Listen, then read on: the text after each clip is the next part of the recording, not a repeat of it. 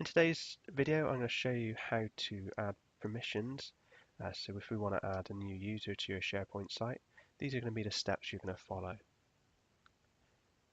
So arriving in your SharePoint site, as usual, we're going to go to the cog at the top for your configure, just here. Click on the cog, and then we're looking for site permissions. This one here. Click on site permissions, and you get the ability to share your site.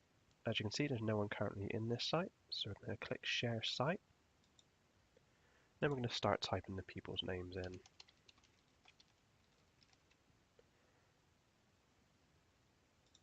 So you can do this multiple times. It starts looking them up in your company directory.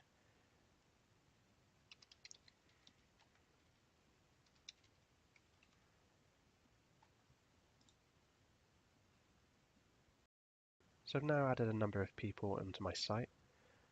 Before we get to looking at how to assign them to different groups, you can see this box here is ticked to send email. I'm going to untick this. I don't want to send an email to them at the moment.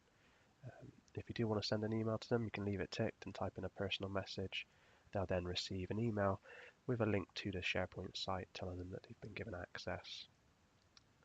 So for today, I'm just going to untick that. I don't want to send an email to these users. Now each of these users you can see is given read permissions. That means they're put into the visitors group.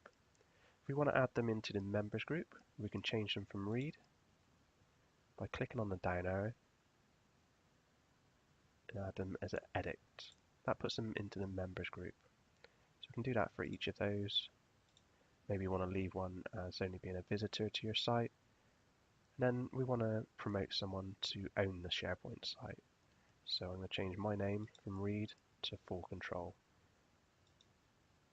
So a quick rundown then. Full control means that the user gets added to the SharePoint owners group. Read means they get put into the visitors group so they can only read your data. And edit puts them into the members group so that they can edit your documentation in the document libraries and so on. Select add, and then you'll see them put into those various groups. That's the simple steps to add users to your SharePoint site. Another way to do it is if you go to Advanced Permissions, you'll then see each of the groups within the SharePoint site. So here you've got your members, owners, and visitors. So if you want to add additional members, click on Members, then you can click New, and start adding people's names in just like we did before.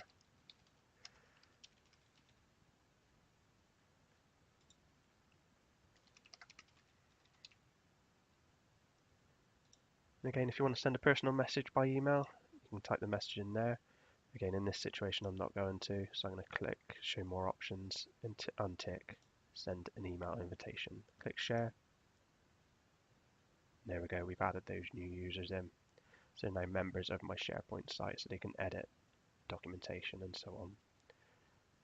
So that's how you add members to your SharePoint site. Hopefully this video has been helpful. I'll see you on the next video.